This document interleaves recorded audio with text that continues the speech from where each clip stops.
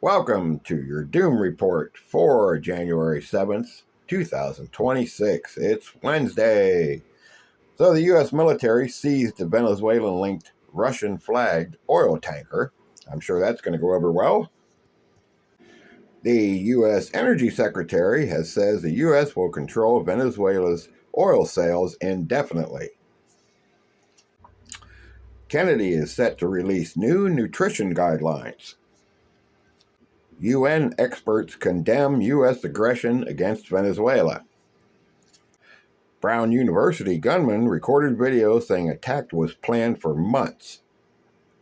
1 year after the LA area wildfires destroyed thousands of homes, fewer than a dozen have been rebuilt. But I'm sure there was a lot of money going somewhere that just didn't end up where it was supposed to go. A new video has been released of a person of interest in the mysterious murder of an Ohio dentist and his wife. I seen the photo, and it's like that Bigfoot photo. Like, it's so blurry you can't even tell for sure if it's a human or not. At least 36 people have been unalived during Iran protests so far. The DOJ says that there are at least 2 million records in various stages of review from the Epstein files. Various stages means they've run out of black markers. The Department of Homeland Security has accused a hotel of canceling reservations for immigration agents. Michael Reagan, son of former President Ronald Reagan, has died. The man who allegedly broke a window at J.D. Vance's house has been determined to have done it because of mental health issues, not politics. I don't believe that for a minute. Abortion stays legal in Wyoming after state top court strikes down the ban. 600,000 Venezuelans face U.S. deportation after the Maduro raid. A Milwaukee judge convicted of obstructing federal immigration agents has resigned.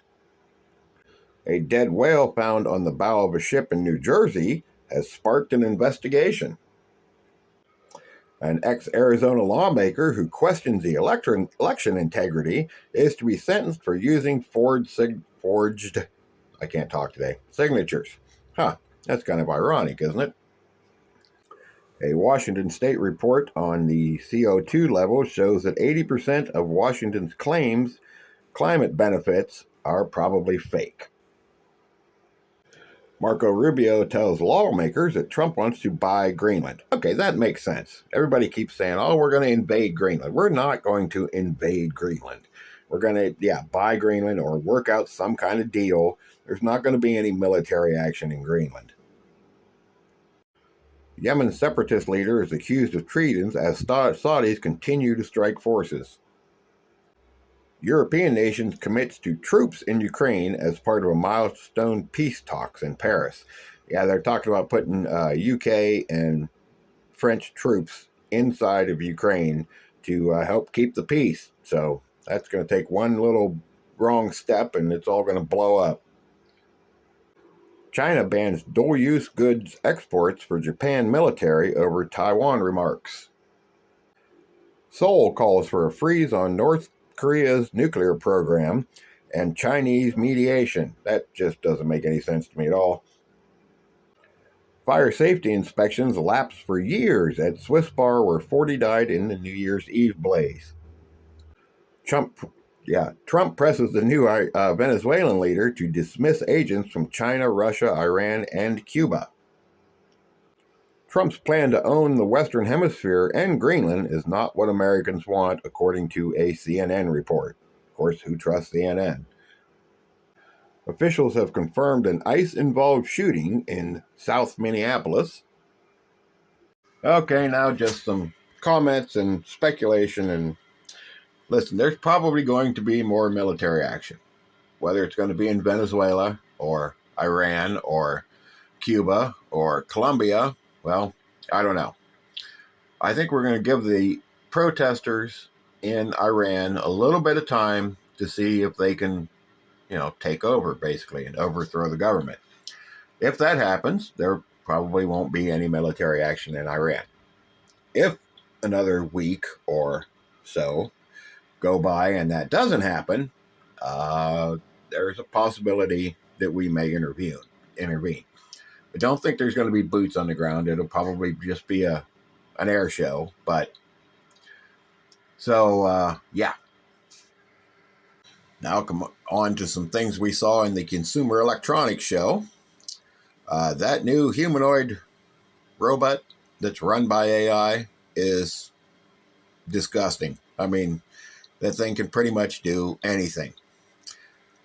It's my personal opinion that this thing is going to take over several jobs in the next 2 to 5 years.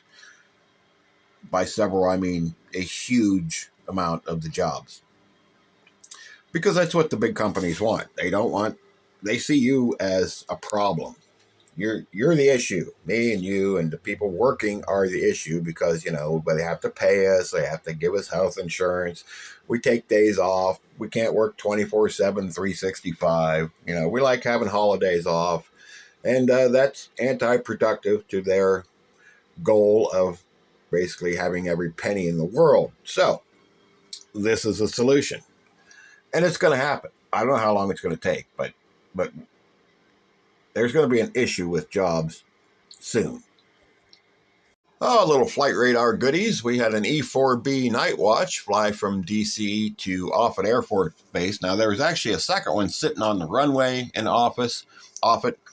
I thought they were just going to switch planes and maybe go to Cheyenne Mountain or something, but they didn't. It was probably just a drill. Now you're going to get some other channels that are going to see one of these in the air and tell you that the world's coming to an end. Well, that's not true.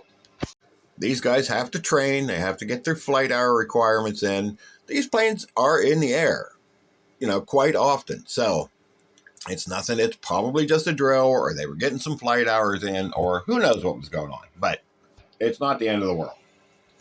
And we had an E-6B Mercury command and control plane hovering around the border with Mexico. Again, this is probably just a drill, but it did do some laps out in the Gulf, so, that's a little interesting. We also had a P-8 Poseidon Subhunter running around off the coast of California. This is that E-4B heading back to Washington. This is a rivet joint that's kind of off the coast of Taiwan. Now, that was interesting. As well as this is the E-6B running around in the Gulf. And that is your Doom Report for Wednesday, January 7th, 2026. Guys, keep prepping. Keep your head on a swivel. Stay focused. And we will see you all on the next one. Have a good day, everybody.